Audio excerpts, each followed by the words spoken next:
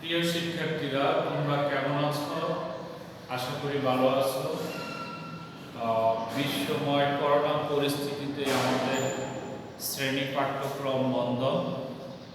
Comilla modern high স্কুলের কর্তৃপক্ষ আয়োজন করেছে বর্তমান প্রেক্ষাপট নিয়ে অনলাইন ক্লাস।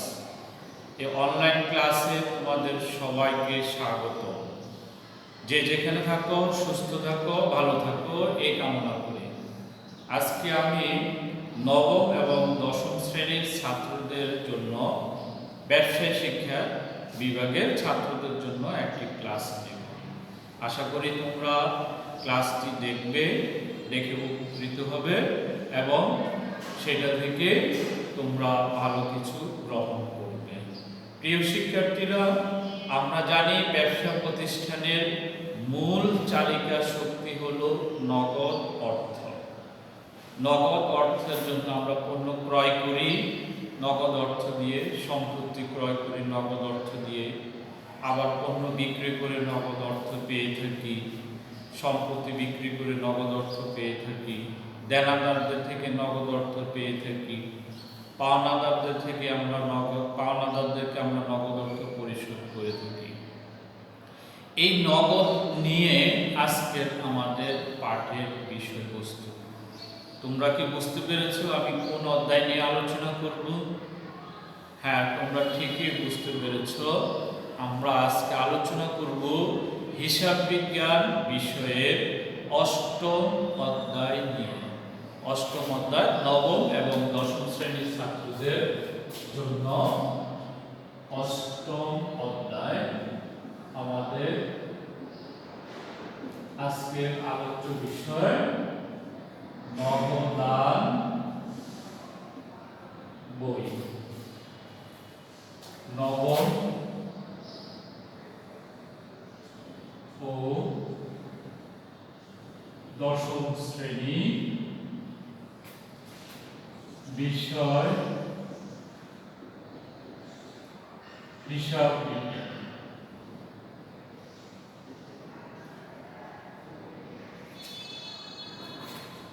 প্রিয় শিক্ষার্থীরা, তোমরা হিসাব বিজ্ঞান বই খুলে সামনে রাখো। আমরা নগদান বই নিয়ে আলোচনা করব। নগদান বই অর্থাৎ কারবার বা ব্যবসা প্রতিষ্ঠানের নগদ লেনদেন সমূহ যে বইতে লিপিবদ্ধ করা হয় তাকে বলা হয় নগদান বই। আমরা সাধারণত ব্যবসা প্রতিষ্ঠানে 4 ধরনের নগদান বই দেখতে পাই। সেই 4 ধরনের নগদান বইয়ের মধ্যে কি কি আছে? প্রথম হলো এক ধরা নগদান বই, 2 হলো 2 ধরা নগদান বই, 3 হলো 3 ধরা নগদান বই। পরবর্তীতে কি হবে?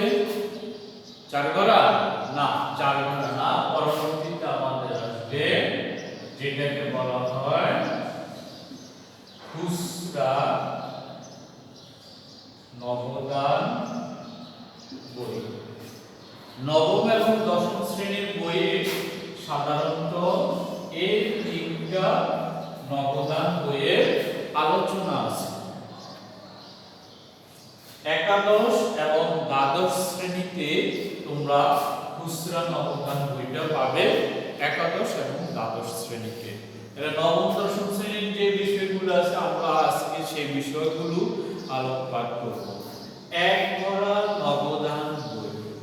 এক ধরা নগদান বই সাধারণত যে সকল ব্যবসা প্রতিষ্ঠানের আয়তন ছোট এবং যে সকল ব্যবসা প্রতিষ্ঠানের লেনদেন সমূহ শুধুমাত্র নগদে করে থাকে, সে সমস্ত ব্যবসা প্রতিষ্ঠানে তারা এক ধরা নগদান বই সংরক্ষণ করে। বর্তমান প্রেক্ষাপটে ব্যবসায়ীরা এক ধরা নগদান বই ক্রমশ হ্রাস পাচ্ছে। কারণ ব্যবসা বাণিজ্যের যে ঝুঁকি, নগদ লেনদেন করাটা অনেক ঝুঁকিপূর্ণ বিধায় ব্যবসায়ীরা সাধারণত ব্যাংকের মাধ্যমে নগদ লেনদেন করে থাকে ঝুঁকি এড়ানোর জন্য। ঠিক তেমনি একবার নগদান বইতে সাধারণত ছোট আকারের ব্যবসা প্রতিষ্ঠান এবং ব্যাংকের সাথে রিলেটেড না তারা লেনদেন করে থাকে একবার নগদান বই। দেখা যাক একবার নগদান বই কিভাবে করি আমরা একটা ছক দেখি। একবার নগদান বই কি কি থাকে। একবার নগদান বইয়ে আমাদের গড় থাকবে কি কি আমরা দেখি। অনেকটা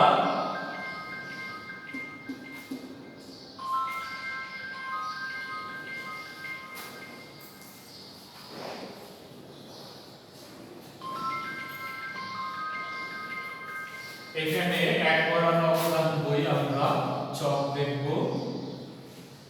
এক ভরা নগদান বই কি কি আছে। এদিকে আছে ডেবিট, এদিকে হবে ক্রেডিট, এদিকে কি হবে তারিখ, এদিকে ঘরে হবে প্রাপ্তি সমূহ অথবা বিবরণ লিখতে পারেন। এদিকে ঘরে হবে নং, দ্যাট মিন্স রসিদ নং। তারপরে আসবে খতিয়ান পৃষ্ঠা। তারপরে এখানে আসবে টাকা, এখানে আসবে তারিখ, এখানে আসবে প্রদান সমূহ, এদিকে হবে ভাউচার নং, এদিকে হবে খতিয়ান পৃষ্ঠা, এদিকে হবে টাকা। তোমরা দেখতে পাচ্ছ দুইটি টাকার ঘর আছে, ডেবিটে একটি টাকার ঘর, ক্রেডিটে একটি টাকার ঘর। ডেবিটে টাকার ঘরে তোমার সকল প্রকার নগদ প্রাপ্তি ঘটলে ডেবিট দিকে বসবে, প্রাপ্তি ঘটবে। আর নগদ টাকা চলে গেলে বা কাউকে প্রদান করলে ক্রেডিট দিকে চলে যাবে, ক্রেডিট দিকে আমরা লিখব। এখানে দেখো ব্যাংকের কোনো কথা এখানে লিপিবদ্ধ নাই, অর্থাৎ ব্যাংকের কোনো কলাম নাই, শুধু নগদের কলাম আছে। এই কারণে একবার নগদান বই ক্রমশ হ্রাস পাচ্ছে। এই একবার নগদান বই সব সময় ডেবিট উদ্বৃত্ত প্রকাশ করবে। কোন উদ্বৃত্ত প্রকাশ করবে? ডেবিট উদ্বৃত্ত প্রকাশ করবে। কারণ হলো নগদ প্রাপ্তির চেয়ে প্রদান বেশি হতে পারে না। সাপোজ মনে করো তুমি 100 টাকা পাইছো কোনো একজন লোক থেকে, বা 100 টাকা দিয়ে তুমি ব্যবসা শুরু করলা, তুমি কিন্তু 120 টাকা কাউকে দিতে পারবে না। যদি দিতে হয় সর্বোচ্চ দিলে 100 টাকা সমান সমান দিতে পারো বা কম দিতে পারো। এই জন্য প্রাপ্তির চেয়ে প্রদান কখনো বেশি হতে পারে না বিধায় একবার নগদান বই সর্বদা ডেবিট যা প্রকাশ করে, এটা কখনো ক্রেডিট যা প্রকাশ করতে পারে না। চলো এবার আমরা দেখি দুগড়া নগদান বইয়ের সাথে আমরা পরিচিত হয়ে নিই। দুগড়া নগদান বইয়ে কি থাকে? দুগড়া নগদান বই একগড়া নগদান বই থেকে একটু ভিন্ন। দুগড়া নগদান বইয়ের অর্থাৎ এখানে নগদ লেনদেনও থাকে, ব্যাংকেরও একটা ঘর থাকে, দুইটা কলাম থাকে, একটা নগদের কলাম, একটা ব্যাংক কলাম। ব্যাংক কলামে ব্যাংকের সাথে যে রিলেটেড লেনদেনগুলো আছে সেগুলো যাবে, আর নগদ কলামে নগদ যে লেনদেনগুলো আছে সেগুলো যাবে। এই জন্য একগড়া চেয়ে দুগড়া নগদান বই অনেক জনপ্রিয়। ব্যবসা প্রতিষ্ঠান দুগড়া নগদান বই বেশি ফলো করে। দেখি দুগড়া নগদান বইয়ের আমরা একটা ছক দেখি।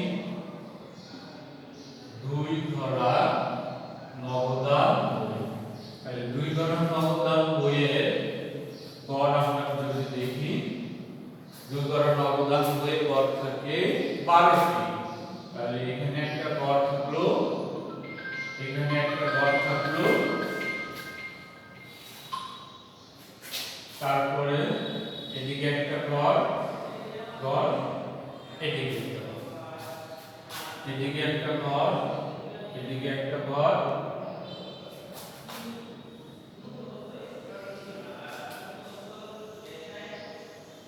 কি কি ঘর থাকলো বিবরণ অবদান বইয়ে?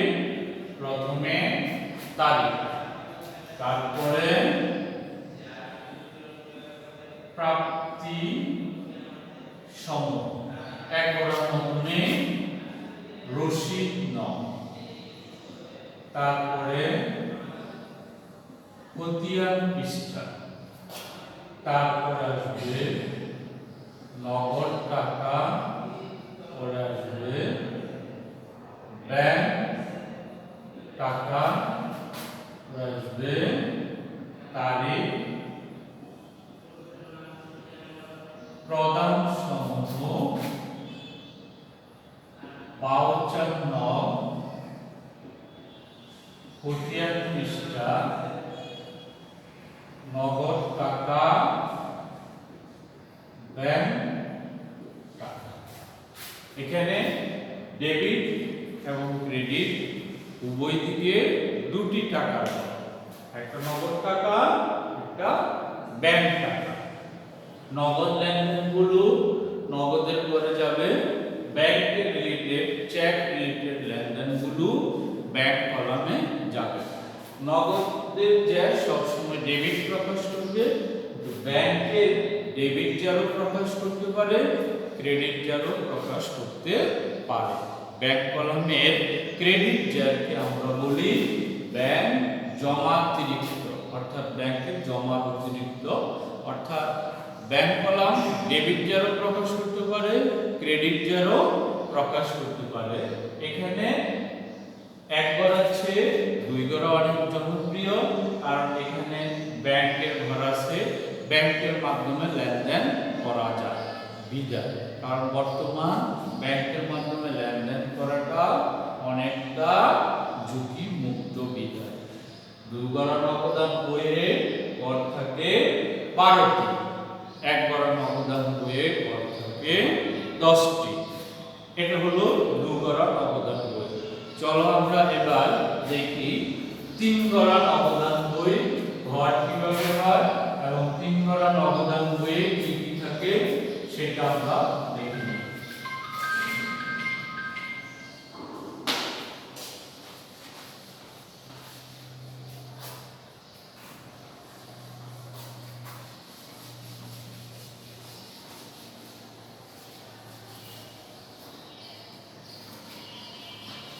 তাহলে আমরা এবার দেখব 3 ঘরা নবদান বই। 3 ঘরা নবদান বইয়ে কি কি ঘর থাকে আমরা দেখি। এখানে ঘর থাকবে 14টি,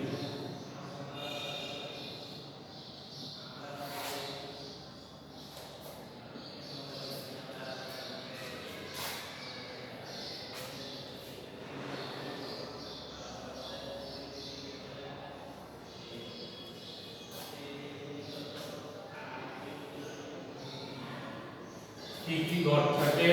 প্রথম ঘরে ডেবিট দিকে, আর এটা হলো ক্রেডিট। ডেবিট দিকে প্রথম কি থাকবে?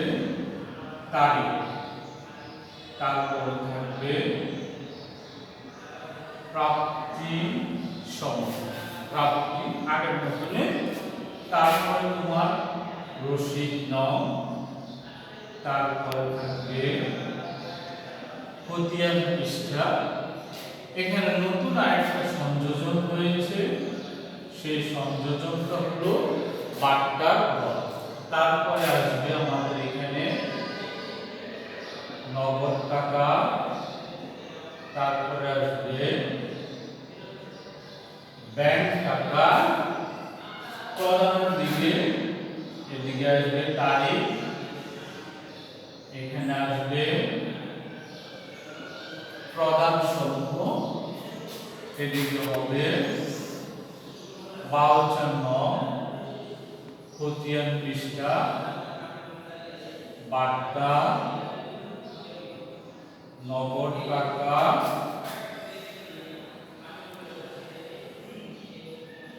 ব্যাংক টাকা। তাহলে 2 গড়ার চেয়ে 3 গড়া নগদান বইয়ে একটি কলাম বেশি সংযুক্ত হয়েছে, সেই কলামটা হলো বার্তা। এই বার্তা কখন পাওয়া যায় দেওয়া হয়? আমরা সাধারণত দেনাদার থেকে যখন টাকা পাই, পাওনাদারদেরকে যখন টাকা পরিশোধ করতে যাই, তখন কিছু টাকা কম নেওয়া হয়, কম দেওয়া হয়। অর্থাৎ তাড়াতাড়ি টাকা আদায় করার জন্য এবং তাড়াতাড়ি টাকা পরিশোধ করার জন্য এই বিশেষ ছাড়টা দিয়ে থাকে।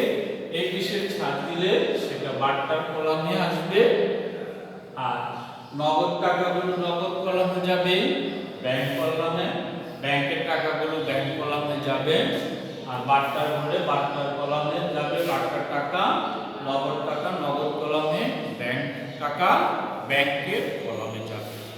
বার্তার কোনো ব্যালেন্স হয় না। এবং ক্রয় এবং বিক্রয়ের সাথে যে বার্তা থাকে, সেই বার্তা 3 গড়া নগদান বইতে লিপিবদ্ধ হয় না।